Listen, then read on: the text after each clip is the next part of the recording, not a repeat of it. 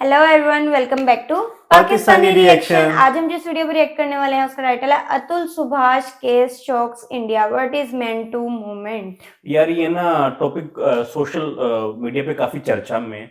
सुना है इन्होंने ना अपनी ना मतलब आत्महत्या करने से पहले कुछ वीडियो बनाई थी कोई घंटे की और कुछ ना नोट्स वगैरह लिखे थे। आई डोंट नो उसके पीछे कारण क्या था और ये ना काफी चर्चा में अभी मीडिया में। देखते हैं यार, तो सुनने में तो बहुत ज्यादा सैड ही लग रहा है, लेकिन खैर देखते हैं, डिटेल्स करते हैं, स्टार डिस्कशन होने वाली है। हमेशा की तरह मेरे घंटे तक जुड़े रहिएगा, चैनल को सब्सक्राइब करें। दोस्तों, बेंगलुरु में जॉब करने वाले 34 साल के अतुल सुभाष के केस ने पूरे देश को हिलाकर रख दिया है। मुझे याद नहीं आता लास्ट टाइम किसी एक मामले पर लोगों को इतना गुस्सा और लोगों का इतना इमोशन एक साथ मैंने कब देखा था। पूरे सोशल मीडिया पर इस मामले पर ओपिनियन और इमोशन की बाढ़ आ रखी है। मरने से पहले अपने कई पन्नों के नोट में अतुल ने जो लिखा है उसे पढ़कर आपका कलेजा फट जाता है। उसकी वाइफ और घर वालों के बारे में पढ़कर आप यही सोच सकते हैं कि कोई इंसान इतना घिनौना और लालची कैसे हो सकता है। इस लेटर में अतुल ने अपने 4 साल के बेटे के लिए जो बातें लिखी हैं दोस्तों, उसे पढ़कर आप परेशान हो जाते हैं और बार बार यही ख्याल आता है कि काश अतुल के इस दुख का पहले पता होता तो कोई कुछ कर पाता, अतुल को इस दुनिया से जाने से रोक पाता, उन्हें उनके बेटे से मिलवा पाता। लेकिन ये सारी बातें अब सिर्फ काश ही होकर रह गई है। वेल, मैं ये नहीं चाहता कि इस वीडियो को हम सिर्फ एक इमोशनल अपील बनाकर छोड़ दें। मेरी कोशिश है कि अतुल ने अगर अपनी लाइफ का सैक्रिफाइस दिया है तो उसे हम वेस्ट न जाने दें, ताकि उन जैसे और केस न हो पाए। तो इससे पहले कि मैं इस बात पर आऊं कि अतुल सुभाष के केस में क्या गलत हुआ और क्या कुछ ठीक किया जा सकता था, एक बार पहले ये जान लें कि मामला क्या है।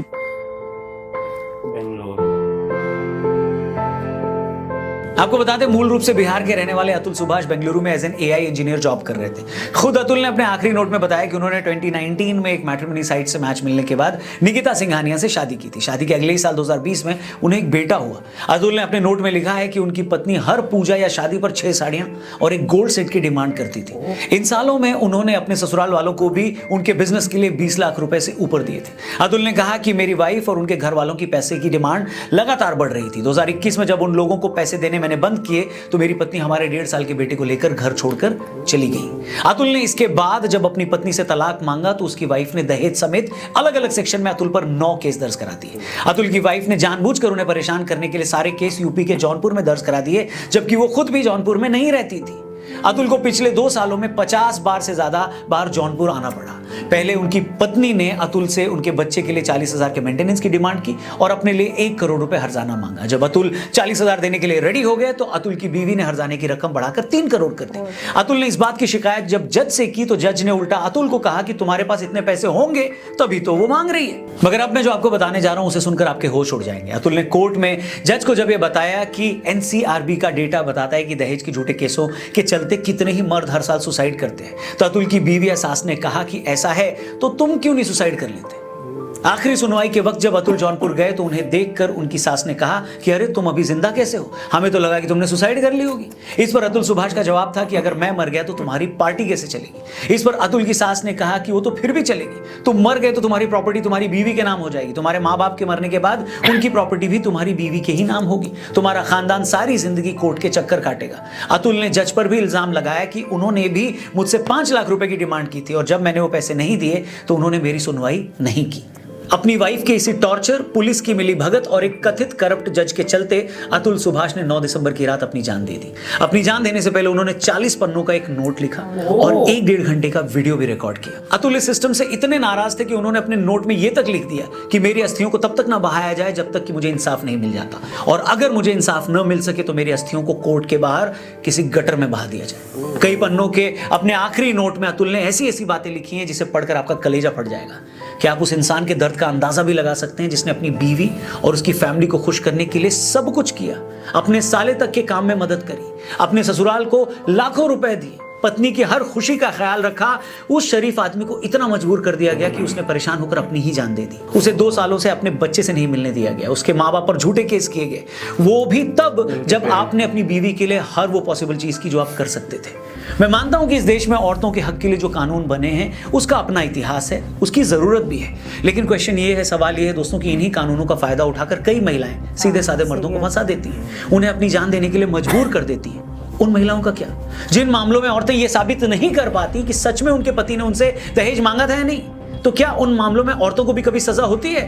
ना, बिल्कुल नहीं होती। ऐसे मामलों में आखिर ऐसा कोई कानून क्यों नहीं है जो ये तय कर सके कि बच्चों के मेंटेनेंस के लिए या अपने हर्जाने के लिए औरतें कितना पैसा मांग सकती हैं। अतुल के केस में ही ये कैसे डिसाइड हो गया कि निकिता को अपने 2 साल के बच्चे की परवरिश के लिए 40,000 रुपए महीना चाहिए? आखिर उसने कैसे तलाक के बदले 1 करोड़ के बजाय सीधे 3 करोड़ रुपए मांग लिए? ये तो दहेज कानूनों की आड़ में मर्दों के साथ लूटपाट है, डे लाइट रॉबरी। आखिर क्या रीजन है कि ऐसे केसेस में बच्चों की जॉइंट कस्टडी नहीं दी जाती? क्यों बाप को तरसाया जाता है? वो बेचारे तो अपने बच्चों का मुंह तक नहीं देख पाते। वेल, मैं साफ कह दूं कि जब मैं ये सारी बातें कर रहा हूं तो मैं कोई 498 या दहेज प्रताड़ना के लिए बने कानूनों के अगेंस्ट नहीं हूं। हर साल सिर्फ दहेज के मामलों में परेशान होकर 8,500 महिलाएं अपनी जान दे देती हैं। ये नंबर ही बताने के लिए काफी है कि ये लॉ कितना जरूरी है। लेकिन प्रॉब्लम वहां है जहां शहरी इलाकों में कुछ औरतें इस कानून को हथियार बनाकर मर्दों को ब्लैकमेल करती हैं, उनसे पैसे ऐंठती हैं, उनके माँ बाप को जेल भिजवा देती हैं और आदमियों को पता ही नहीं होता कि करना क्या है। आखिर क्यों मर्दों के हैरेसमेंट के लिए कोई कानून नहीं है? सवाल यही है। मैं कहता हूं साल में ऐसे 1000 केस भी क्यों ना आते हो, लेकिन कोई कानून तो होना चाहिए जिसका सहारा लेकर आदमी भी, मर्द भी अदालत में जा सके, अपनी बात रख सके। आज हम एक अतुल सुभाष की बात कर रहे हैं, लेकिन ऐसे कितने ही मामले हर रोज अखबारों के 8-9 पन्ने पर छपकर खत्म हो जाते हैं और किसी को हवा तक नहीं लगती।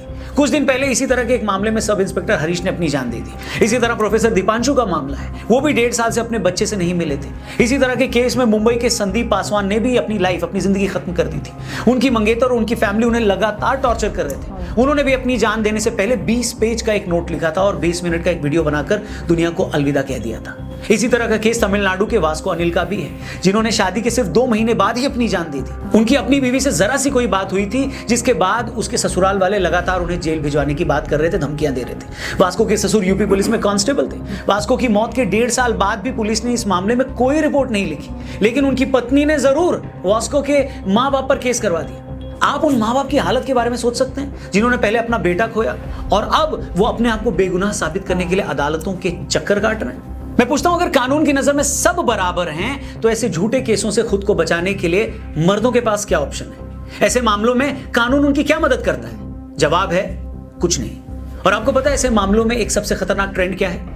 कई औरतें जिनका शादी के बाद एक्स्ट्रा मैरिटल अफेयर होता है, जब उनके पतियों को इस बात का पता लगता है और वो ऑब्जेक्शन करते हैं, तो ऐसी औरतें सीधे सीधे अपने हस्बैंड को धमकी देती हैं कि अगर तुमने इस मामले को ज्यादा उछाला या किसी को बताया तो मैं तुम्हारे खिलाफ 498 का केस करवा दूंगी। दीपिका नारायण भारद्वाज डॉक्यूमेंट्री मेकर हैं और उनकी संस्था ऐसे मर्दों के हक के लिए लड़ाई लड़ती है। दीपिका ने अपने ट्विटर हैंडल पर बताया कि अतुल के केस के बाद उनके पास अब तक ऐसे हजारों मैसेजेस आ चुके हैं। ऐसे एक मैसेज में एक आदमी ने लिखा है कि मेरी वाइफ का किसी के साथ एक्स्ट्रा मैरिटल अफेयर चल रहा था और उसके साथ मेरी वाइफ के फिजिकल रिलेशन भी थे। एक बार मैंने मेरी वाइफ को उस आदमी के साथ रंगे हाथों पकड़ लिया। मैंने जब ये बात वाइफ के घर वालों को बताई तो उन्होंने लिटरली मुझसे भीख मांगी कि मैं उसे माफ कर दूं। उस आदमी ने कहा कि मेरी फैमिली की भी रेपुटेशन का सवाल था, तो मैंने उसे माफ कर दिया। लेकिन कुछ दिन बाद मैंने मेरी वाइफ को फिर से उस आदमी के साथ पकड़ लिया। इस बार जब मैंने उनकी फैमिली से शिकायत की तो मेरे ससुर जी ने कहा कि फिर क्या हो गया, एडजस्ट कर लो। इसके बाद मैं तलाक लेने कोर्ट गया तो मेरी वाइफ ने मुझ पर 9 झूठे केस करवा दिए और आज मेरी जिंदगी नर्क हो रखी है। अब क्या कोई कानून का एक्सपर्ट मुझे बताएगा कि ऐसे मामलों में एक मर्द करे तो करे क्या? एक तो उसके साथ धोखा हो रहा है, उसका भरोसा तोड़ा गया और सामने वाले ने जब इसकी शिकायत करी तो उल्टा उस पर ही केस कर दिया गया। मतलब जैसे लॉज हैं उसमें आदमी अपनी बीवी का धोखा भी सहे और उस पर ऑब्जेक्ट करे तो उल्टा उस पर ही केस कर दिया जाए। ये किस तरह की सोसाइटी बना रहे हैं? मैं फिर कह रहा हूं कि ऐसा नहीं है कि औरतें धोखा देती हैं तो आदमी नहीं देते, आदमी उससे कहीं ज्यादा देते हैं। औरतें अगर दहेज के झूठे मामले दर्ज करवाती हैं तो औरतों के साथ दहेज के लिए होने वाले सच्चे मामले भी लाखों में हैं और ऐसे ही मामलों में औरतों को ताकत देने के लिए 498 जैसे कानून भी बने। लेकिन फिर सवाल यही आता है कि अगर औरत भी आदमी की तरह चालाक है, धोखेबाज है, लालची है, तो ऐसे मामलों में यही कानून आदमी को यानी मर्द को क्या ताकत देता है? इसका जवाब है कुछ नहीं। हमारे साथ प्रॉब्लम यह है कि जब भी हम औरतों के साथ जुड़े किसी एक मुद्दे की बात करते हैं तो हम ये मानने को तैयार ही नहीं होते कि मर्द भी तो विक्टिम हो सकता है। जैसे कुछ साल पहले जब पूरी दुनिया में मी टू मूवमेंट चला तो दुनिया भर के मर्दों को नेम शेम किया गया। सालों बाद औरतों ने आगे आकर बताया कि कैसे कैसे किस किस आदमी ने उन्हें कब कब टॉर्चर किया, उसका शारीरिक शोषण किया। मुझे लगता है कि ये मूवमेंट सही था। इससे बहुत सारे मर्दों के मन में डर भी आया कि हमने भी कोई गलती की तो हमारी भी ऐसे ही बदनामी हो सकती है। लेकिन मेरा एक सवाल है दोस्तों, अगर कुछ औरतों को आगे बढ़ाने के लिए मर्दों ने उनसे कुछ फेवर मांगे और कुछ औरतों ने ऐसा करने से मना कर दिया, अगर ये एक रियलिटी है तो एक रियलिटी ये भी है कि न जाने ऐसी कितनी महिलाएं भी हैं जो अपने औरत होने का फायदा उठाकर दफ्तरों में, ऑर्गेनाइजेशंस में आगे बढ़ जाती हैं। क्या आपके ऑफिस में ऐसी कोई लड़की नहीं है? और क्या इन लोगों की वजह से जेन्युइन एम्प्लॉइज को नुकसान नहीं होता? फिर चाहे वो कोई लड़का हो या लड़की क्यों ना हो। अब आपके सामने कोई अगर सबूत के साथ ये कह भी दे कि फला लड़की इस तरीके से आगे बढ़ी है, उसने मेरा ये नुकसान किया है, तो क्या आप उस मर्द की बात सुनेंगे? बिल्कुल नहीं सुनेगी। सच तो यह है कि बात कितनी भी सच्ची क्यों ना हो, उल्टा उस मर्द को यह कह दिया जाएगा कि तुम एक औरत की ग्रोथ से जलते हो, तुम झूठे हो, तुम्हें शर्म आनी चाहिए। मैं फिर कह रहा हूं कि यह एक सेंसिटिव मामला है, लेकिन क्या वजह है कि हम दूसरी तरफ भी कुछ गलत हो सकता है इस बारे में सोचने के लिए तैयार ही नहीं होते। और कोई भी सोसाइटी जब एक तरफा नैरेटिव बनाता है तो वो एक साइड को पूरी तरह से विलन और दूसरे को पूरी तरह से विक्टिम बना देता है। जैसे ब्राह्मणों ने अगर एक वक्त कुछ जातियों पर जुल्म किए तो कुछ लोगों ने आज तक पूरी ब्राह्मण जाति को ऑपरेसर बना रखा है। अगर पेट्रियार्कल सोसाइटी में मर्दों ने सालों तक औरतों पर जुल्म किए, उन जुल्मों से बचाने के लिए हमने औरतों के लिए कुछ कानून बनाए, तो इसका मतलब ये नहीं है कि उसका उल्टा नहीं हो सकता, मर्द भी विक्टिम हो सकता है। हेलो, हिंदी के उपन्यास सम्राट प्रेमचंद्र का एक मशहूर नॉवेल है कर्मभूमि।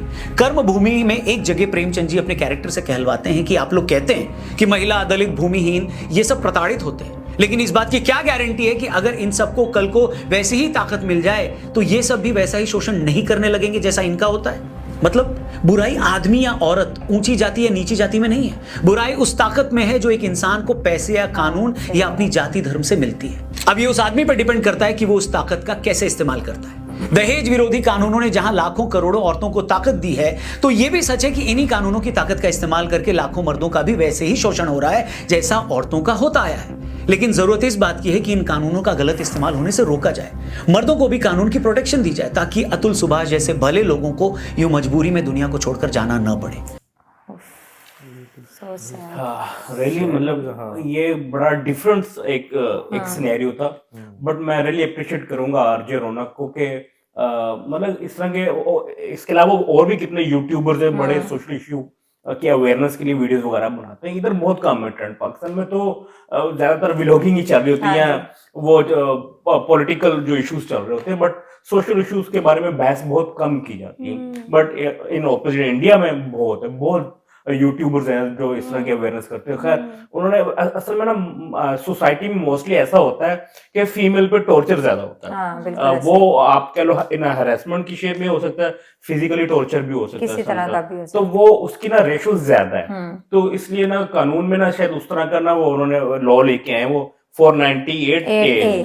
हाँ, तो अब उसके बिल्कुल ऑपोजिट जैसे उन्होंने बताया कि मर्दों के साथ भी ऐसा होता है, और बट वो उसकी रेशो बहुत कम है। बट ये कि अगर कोई एक भी हो तो उसके लिए भी तो एक लॉ बनना चाहिए। तो हो सकता है कि जैसे अब ये वीडियो जितनी वायरल हुई है, हो सकता है वो इस तरह के लॉज बन जाए जो आदमियों को भी प्रोटेक्ट करें। अब जिसे उन्होंने एक छोटी सी एग्जांपल दी थी कि फलां की वाइफ का अफेयर चल रहा था शादी के बाद भी किसी के साथ, जिस्मानी संबंध वगैरह भी थे, तो उसने रंगे हाथों भी पकड़ा है।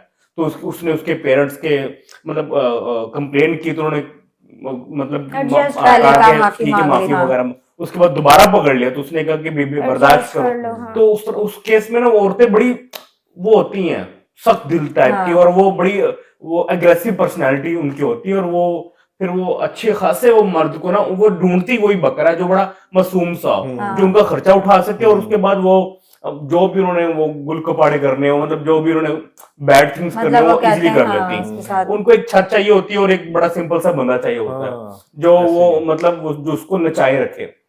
तो ये दोनों तरफा है, और मतलब जैसे मेल डोमिनेंट पर्सन ये सोसाइटी है, बट कुछ केसेस में फीमेल डोमिनेट सोसाइटी भी होती है, लेकिन होता होगा ऐसे भी। तो ऐसे केसेस में देखना चाहिएगा, मतलब जो लॉ मेकर्स हैं उनको बनाना चाहिए, जिस तरह उन्होंने अपनी स्टोरी बताई है कि जज ने भी उनसे जो है 5 लाख रुपए मांगे, और जज मुझे लगता है महिला ही होंगी। और फिर उनको मुंह पे जो है उनकी वो सास और वाइफ की तरफ से बोला कि तुम अभी तक जिंदा, मतलब इस कदर उनको जो है वो टॉर्चर दिया। और मुझे लगता है कि आइडिया भी उनको जैसे उनके माइंड में बात डाली भी उन्होंने कि तुम सुसाइड कर लोगे, तुम अभी तक जिंदा हो। तो अगर अब ये सारी बातें हो भी रही हैं, चलो बिलफर्ज इंसाफ मिलना भी शुरू हो गया, लेकिन जाने वाला तो यार चला गया, बहुत ज्यादा अफसोस हुआ। लेकिन ये कि आने वाले जिन लोगों के ऊपर ये जो विक्टिम होंगे, कम से कम उनके एक ऑप्शन तो मिलेगी ना कि भाई हम इस लॉ के तहत मतलब औरत ने भी तो इंसाफ ले सके। जाने से पहले वो एक बड़ा जो है ना वो डीप मैसेज छोड़ के गए हैं सोसाइटी के लिए कि 40 पेज का वो रिटर्न लेके गए हैं, और 1 घंटे की वीडियो रिकॉर्ड उन्होंने वो अपनी आप बीती बताई होगी ना कि मेरे साथ ये हुआ। आप देखें कि वो बंदा कितनी ज़हनी अजियत से गुजर रहा होगा कि जिसने ये स्टेप ले लिया। अच्छा, इसमें ना एक और चीज उन्होंने बड़ी अच्छी बताई आरजे रौनक ने कि जब वो बच्चे की कस्टडी ना फीमेल्स को मिलती है, मदर को, तो उसने कहा उसमें वो ड्यूल क्यों नहीं मिल सकती, मतलब बहुत मतलब माँ के पास भी कुछ दिन रहे, हाँ। कुछ दिन हाँ। बाप के पास भी रहे। अब होता ये है कि जब बाप ने मिलना होता है बच्चे के साथ, वो पहले कोर्ट में जाता हाँ है, जी। उससे परमिशन लेता, उसके बाद जाके अपने बच्चे से पाकिस्तान में मिलता भी ऐसे ही है। हाँ जी। है। हर जगह ही हर है। जगह। फादर यहाँ पे को भी जो है ऐसे ना ही वो है। बहुत ज्यादा सेक्रीफाइस करना पड़ता है कि मतलब वो अपनी मर्जी से अपने तरीके से नहीं मिल सकते हैं, उनको अलाउ और किया सब- जाता है तभी जाके थोड़े से टाइम लिमिट के लिए जो है ना वो अपने बच्चों से मिलते हैं। मतलब औरतें भी ज्यादातर नहीं लेकिन कुछ बहुत सारी भी उन्होंने दिखाई है किस तरह है जो मर्दों को मतलब इतना टॉर्चर कर रही हैं कि वो अपने ही जो उनके लिए लॉ बनाए गए हैं उसका मिस यूज किया जा रहा है कि जाहिर सी बात है वो इस किसी के भी अगेंस्ट जाके जो है अपने फायदे के लिए उसको यूज किया जा सकता है। लेकिन बहुत ज्यादा सैड बात और है। देखें कि वो उसके ऊपर जो केस उन्होंने बनाया वो भी किसी और सिटी में जाके बनाया हाँ, उन्होंने, जान के तंग जहाँ पे करने वो के खुद भी नहीं रहती थी। फुल जो है वो ठीक है, तंग और करने 2 की साल में 50 बार उनको जो है वो वहां पे जाना पड़ा। मतलब एक जॉब करने वाला या हाँ। कोई कारोबार करने वाला बंदा हो तो वो कैसे अपना काम और जॉब छोड़ के वो दूसरे शहर में जाए पेशियां भुगतने के लिए, और फिर वहां पे मतलब वो और सही मसले कहते हैं कि होते हैं। ऐसा भी कोई लॉ होना चाहिए कि वो जो अमाउंट है ना उसकी लिमिट सेट की जाए। उसने अपनी मर्जी से कहा जी 40,000 मंथली चाहिए, 3 करोड़ मुझे अपना चाहिए, तो ऐसे तो नहीं है कि मतलब आप जितनी मर्जी मुंह खोल के अमाउंट मांग लें। तो उसकी भी एक लिमिट सेट करनी चाहिए, ये भी एक लॉ होना चाहिए उसकी। मतलब जेंट्स की जो मेल है उनकी जो है अर्निंग के अकॉर्डिंग जो है, ताकि वो उनके लिए जो है वो मेंटली जो है वो टॉर्चर ना बने इस चीज का। ऐसा ही है। तो आई होप सो इसका जो अभी तो ये ट्रेंडिंग में न्यूज़ चल रही है, इसका कोई सोल्यूशन जो है ना वो निकले, ताकि आने वाले वक्तों में इस तरह की न्यूज़ जो है वो सुनने को ना मिले। आई होप सो आप लोगों को रिएक्शन पसंद आया तो जल्दी से चैनल को सब्सक्राइब कर दे। मिलते हैं नेक्स्ट वीडियो में। See ya.